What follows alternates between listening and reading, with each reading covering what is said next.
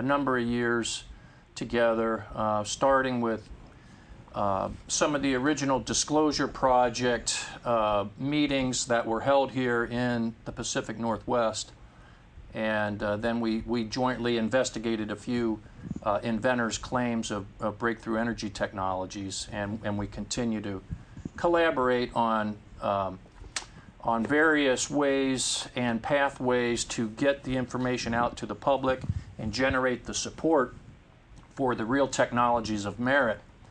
One of the things that I really like about Steve Greer's Orion Project organization is they have a very good plan for a research and development facility that could bring in some of these inventors who have these breakthrough technologies and really have a brain trust developed and the facilities to support it to help accelerate these technologies into the public domain. And it's one thing we'll be talking about at the conference on November 11th. So Steve is definitely a brave soul. He's withstood a lot of fire that's come toward him, both professionally and personally, and I admire him, and he's doing good work. Anything else? No, I just wanted to bring it up to you guys. I appreciate you, and you guys are doing a great job. Thank you so much, and happy Halloween. Please tell your friends. Happy Halloween to you. Please go to abundantcleanenergy.org and download the flyer and pass it out to your friends. Put it in. Goodbye. While the folks are still hearing me. Well, thank you guys both for coming down on short notice. Great, Alex. Yes. Thank you. Hope people check out your event on 11/11. We've got all the information, 503-309-6013 to get a hold of this guy, abundantcleanenergy.org and breakthroughpower.net. And so we're going to continue on here. We'll take some more phone calls. Yes. Replace fear with love. Take care. And then that's the powerful thing. It's like that Nicolette Larson disco song. It's going to take a lot of love to get us through this crisis that we're facing. And definitely there's a whole lot of truth in that. Now, we had a couple videos that we were going to feature for you this evening. Bill, we'll go ahead and get the mic ready. We, however, had some technical issues getting that all ready to go. But we do have some other things that I think we do have ready to play tonight. I want to mention briefly, one of my new websites that I've launched is entitled PortlandPrepared.com.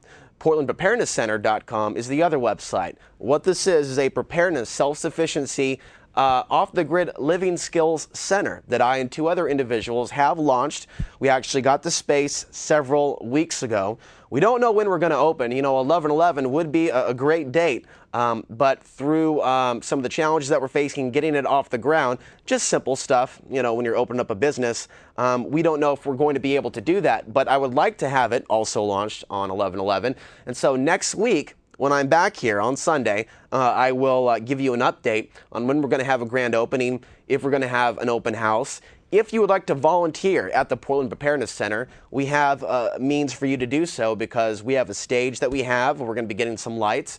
And so we're looking forward to having some presentations where a variety of speakers, for example, are going to be teaching a variety of things.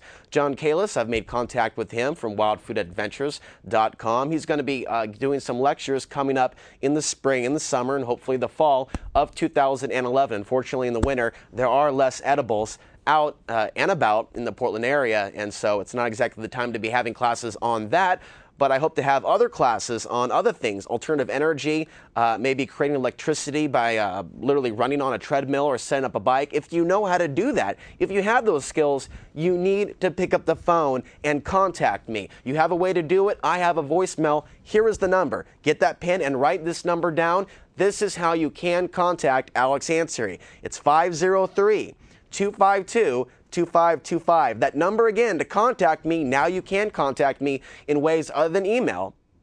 503-252-2525. There's a voicemail there. Leave your name and number, and I will attempt to get a hold of you. Of course, use that number only for things that are relevant to preparedness, solutions, and things of that nature. Do not use that number to try to get a hold of me to talk in depth about your latest conspiracy theory.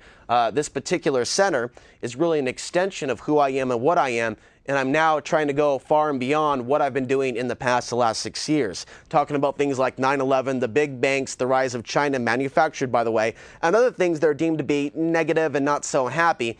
This is where I believe the solutions lie. The agenda really is, some people are just in business to make money. You all know a little bit more about me than the average bear for those of you that have been watching for several years. The true agenda is to get people to talk to one another, to build that sense of community. And what I choose to not listen to is those defeatist statements that a lot of people carry and say to me about looters and what happens when this hits the fan. You're going to get robbed. The store is going to get broken into. If the universe led me on this path that I'm on, why would I listen to those fears? If the universe, and I believe this very much so, led me on this path to speak about the things that I speak about, why would I waste my time? Why would I consume myself, my thoughts, which are precious, with defeatist attitudes? Oh, they're going to come get me. Oh, we're going to end up in a FEMA camp. Give me a friggin' break.